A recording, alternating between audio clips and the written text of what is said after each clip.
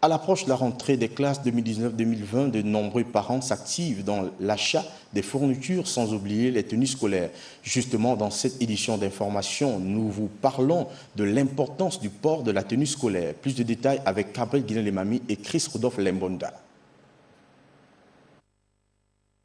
Le port de la tenue scolaire est obligatoire dans les lycées et collèges publics de l'État. Mais bon nombre de personnes semblent encore ignorer son importance au regard, par exemple, de la manière dont elle est portée et conservée par certains élèves. Ils doivent entretenir la tenue, ça reflète leur image.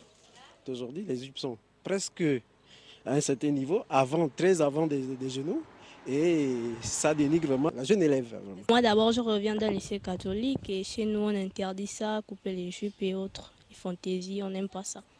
Pourtant, l'uniforme scolaire est un outil au service du projet éducatif de l'école. Il amène l'apprenant à prendre conscience de la spécificité du temps de travail qui est différent de celui des loisirs et fait une distinction entre l'espace de l'école et celui de la vie privée. L'une des spécificités de l'uniforme est de combattre le règne de l'apparence et d'instaurer une égalité entre les élèves qui, par le fait de le porter, développent un sentiment d'appartenance à leur établissement. Ils consolident par ailleurs leur sens de collectivité et engendrent même chez eux la fierté d'appartenir à un lycée ou à un collège. La tenue scolaire chez les élèves permet d'identifier les élèves qui sont scolarisés et leur permettre de s'identifier par rapport à leur établissement.